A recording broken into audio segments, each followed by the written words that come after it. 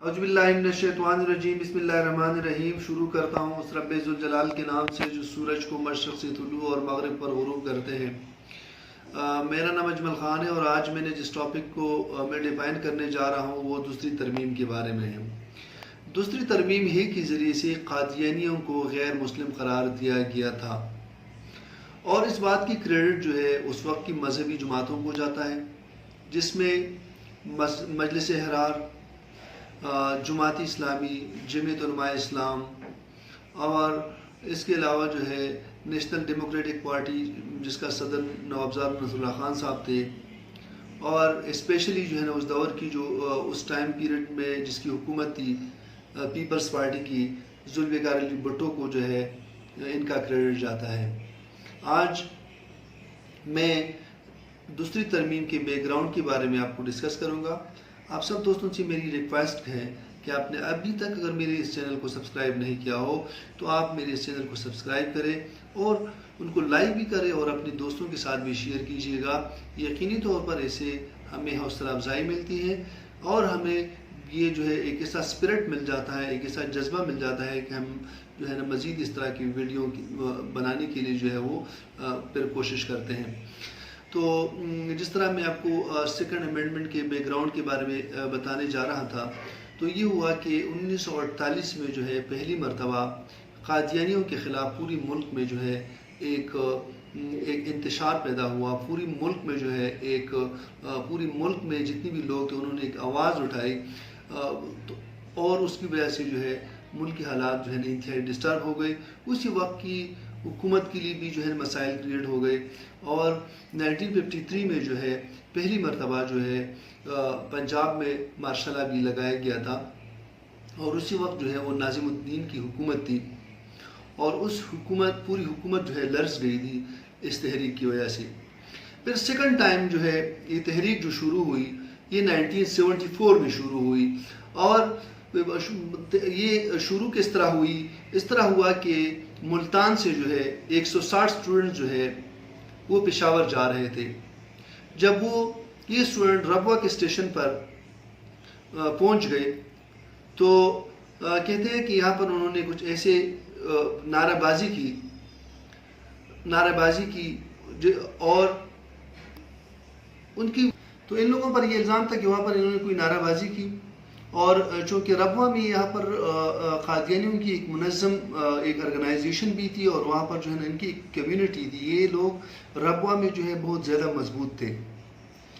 तो जब ये लोग पेशावर पहुँच गए, स्टूडेंट्स पेशावर पहुँच गए और जब ये यहाँ पेशावर से वापस आ रहे थे, ये 22 मई को जो है निकले थे और 29 मई को जब वो वहाँ से वापस आए पेशावर से, तो जब ये 29 मई को जब पेशावर से वापस आ रहे थे और ये रबवा स्टेशन पर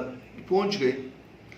तो ये हुआ कि वहाँ पर कादियानी जो है वो जैसा मैं पहले आपको बता चुका हूँ कि इन लोगों की एक मुनज़्ज़म तंजीम थी, वहाँ पर उनकी एक कम्युनिटी थी। तो पहले से जो है ना वहाँ पर वो इंतज़ार कर रहे थे इन लोगों के और जिसी इनके पास डंडी भी थे और असलहा भी था, सारी चीज़ें इनके पास थे। तो उन्होंने उन स्टूडेंट्स को मारना शुरू कर दिया और जिसमें से जो है ना 30-31 स्टूडेंट इंतहाई शदीद ज़ख्मी हो गए। तो उसी वक्त पंजाब के वज़ीर आला ने इस बात पर एक्शन लिया और तकरीबन 70-71 तक जो है ना कादियानियों को उन्होंने अरेस्ट किया और साथ ही जो है उन्होंने एक इंक्वायरी बैठाई और उसको जो जिम्मेदारी थी वो KMA सब्दानी साहब जो कि लाहौर हाई कोर्ट के जज थे, उनके ज़िम्मे जो है ये काम लगा दिया कि आप इसकी इंक्वायरी करके इनकी पूरी रिपोर्ट जो है वो जमा करें। उसी वक्त जो है ना लोगों में एक इश्तिआल पैदा हुआ और लोगों में एक जो है जज्बा पैदा हुआ और कादियानियों के ख़िलाफ़ सारे लोग जो है वो एक हो गए और स्पेशली मजलिस अहरार और जमीयत के स्टूडेंट्स वगैरह थे, उन्होंने ये डिमांड करना शुरू कर दिया कि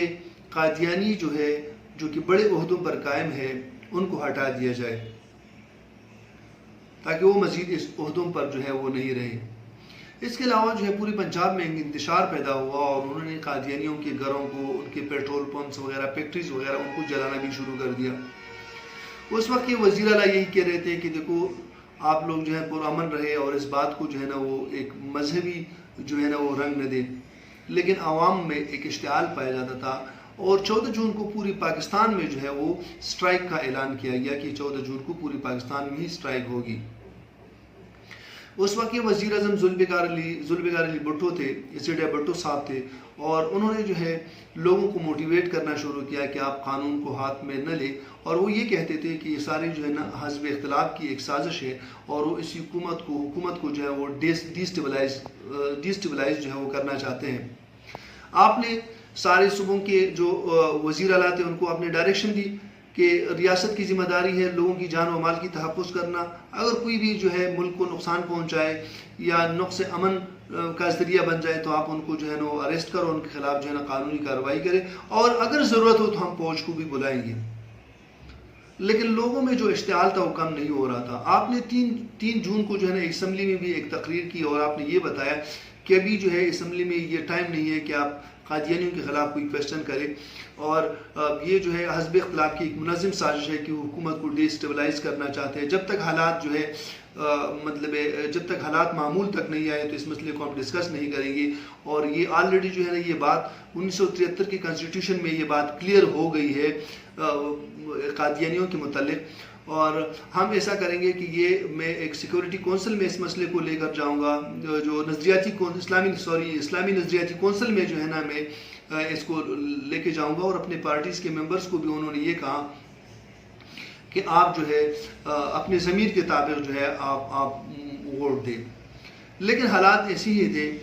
کہ لوگ جو ہیں وہ اس بات کے لیے ایگری نہیں تھے، اور اسی ٹائم میں جو ہے مفتی محمود صاحب جو جمعیت علماء اسلام کے تھے انہوں نے یہ بتایا، وہ یہ کہا کہ بھٹو صاحب جو ہے وہ اس مسئلے کو جو ہے وہ کورٹ اسٹوریج میں لینا چاہتے ہیں، اور وہ اس مسئلے کو حل نہیں کرنا چاہتے۔ تو اس کے علاوہ پھر اس کے بعد جو ہے پنجاب میں بھی صوبائی اسمبلی میں بھی جو ہے وہاں پر بھی ایک انتشار پیدا ہو گیا، اور وہاں میاں طفیل صاحب جس کا تعلق جو ہے جماعت اسلامی سے تھے، اور ساتھ ہی نوابزادہ نصر اللہ خان جس کا تعلق جو ہے نیشنل ڈیموکریٹک پارٹی سے تھا، انہوں نے بھی یہی کہا کہ ہم اگر ذوالفقار علی بھٹو صاحب جو ہے ترمیم کو لے کر نہیں آتے، ان کو غیر مسلم نہیں قرار پاتے، تو ہم جو ہے ہم ان کی حکومت کو گرا دیں گے۔ اس طرح پوری ملک میں جو ہے نا ایک ٹینشن کا ماحول کریٹ ہو گیا۔ تو آپ نے جو ہے ذوالفقار علی بھٹو صاحب نے جو ہے 13 جون کو بھی ٹی وی اور ریڈیو پر ایک تقریر کیا، سب لوگوں کو یہ بتایا کہ دیکھو یہ مسئلہ جو ہے یہ ایک دن کا مسئلہ نہیں ہے، یہ 90 سال کا مسئلہ ہے، 90 ایئرس کا یہ مسئلہ ہے، ہم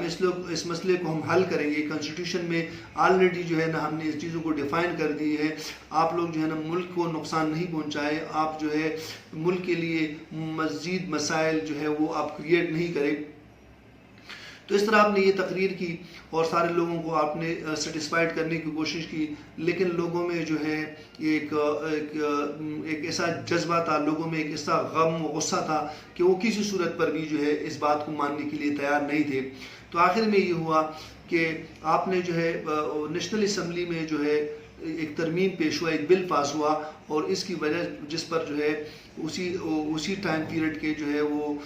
سارے جتنی بھی ایم این ایز وغیرہ تھے انہوں نے ان پر سائن کر دیا، اور یہ بل جو ہے اس میں آپس میں کچھ کویسچنز وغیرہ کا بھی تبادلہ ہوا، جس میں جو ہے نا ان لوگوں کی طرف سے انہوں نے کچھ کویسچن کیے، ان لوگوں کی طرف سے بھی جو ریلیجیس پارٹی ہے انہوں نے ان کو جواب دیے، اور آخر میں یہ ہوا کہ اس بل کو جو ہے وہ بھاری اکثریت کے ساتھ جو ہے وہ قومی اسمبلی میں اس دوسری ترمیم کو جو ہے وہ پاس کر دیا گیا، اور دوسری ترمیم جو ہے وہ پاس ہوئی۔ اس دوسری ترمیم کے ذریعے یہ ہوا کہ کنسٹیٹیوشن کے آرٹیکل 260(3)(b) کو جو اس میں انسرٹ کر دیا گیا، جس کی وجہ سے یہ ہوگا کہ جو شخص آپ صلی اللہ علیہ وسلم کو آخری نبی نہیں مانتے ہو اور اللہ تعالیٰ کو ایک نہیں مانتا ہو، تو وہ جو ہے وہ دائرہ اسلام سے خارج ہوگا، جس میں جو ہے ہندو ہے، کرسچن ہے، اور ساتھ ہی قادیانی اور لاہوری گروپ جس کو یہ قادیانی گروپ جس کو احمدیز کہتے ہیں، ان سارے لوگ جو ہے نا وہ شامل ہو گئے۔ اس کے علاوہ ایک اور بات جو آپ کو بتاتا چلوں وہ یہ ہے کہ کنسٹیٹیوشن میں آرٹیکل 106 میں اس بات کی وضاحت ہے کہ صوبوں میں جو ہے وہ جتنی بھی جو اقلیتیں ہیں ان کو بھی وہ نمائندگی پروونسز میں اور ساتھ ہی سینٹرل میں بھی دی گئی ہے، ان کا پورا ایک شیڈول ہے کہ بلوچستان میں جو ہے نا ان کی نمائندگی کتنی ہوگی، اقلیتوں کی KPK میں کتنی ہوگی، اور ساتھ ہی جو ہے سندھ اور پنجاب میں کتنی ہوگی۔ ابھی کویشچن یہ ریز ہوتا ہے کہ یار ان لوگوں کا جو مسئلہ تھا، ایک مرتبہ تو ایک سائڈ پہ تو یہ میں یہ کہوں گا کہ ان کو تو غیر مسلم قرار دیا گیا، لیکن ابھی یہ مسئلہ جو ہے ابھی بھی جو ہے تھوڑا سسپیشیس ٹائپ کا ہے، کیونکہ یہ میرا ایک رائے ہے کہ اگر ان کو اقلیتوں میں شامل کر دیا جائے تو اس میں یہ ہوگا کہ ایک تو ہم نے ان کو آئیڈینٹیفائی کر کے ان پر ایک لیبل لگا دیا،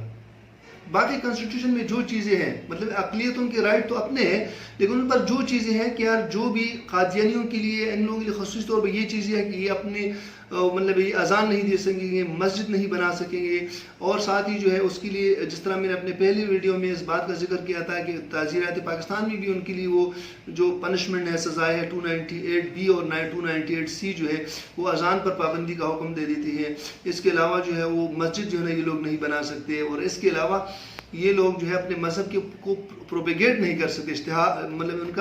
ان کو اپنے مذہب کو پھیلا نہیں سکتے، ان کے ایڈورٹائزمنٹ نہیں کر سکتے، ان کے بارے میں کسی کو بتا نہیں سکتے۔ تو یہ ساری چیز تو آلریڈی امپلیمنٹ ہے وہاں پر۔ تو یہ تھا ان کا جو ہے سیکنڈ امینڈمنٹ کا جو بیک گراؤنڈ تھا وہ یہی تھا کہ دوسری ترمیم جو ہے وہ کس طرح پاس ہوئی، اس دوسری ترمیم کو پاس کرنے میں کس کا کتنا ہاتھ تھا، مذہبی جماعتوں کا بہت بڑا ہاتھ تھا، پاکستان کے عوام کا بہت بڑا کردار تھا، پاکستان پیپلز پارٹی کا بھی کردار تھا، کیونکہ اسی وقت جو ہے ان کی حکومت تھی، وہ میجورٹی میں وہی لوگ تھے۔ تو اس طرح دوسری ترمیم پاس ہوئی اور اس کی وجہ سے جو ہے نا وہ قادیانیوں کو غیر مسلم قرار دیا گیا۔ تو میں امید کرتا ہوں کہ آج کے اس لیکچر سے آپ کو سیکنڈ امینڈمنٹ کا جو بیک گراؤنڈ ہے اس کے بارے میں تھوڑا بہت پتہ چل گیا ہوگا۔ Thank you so much.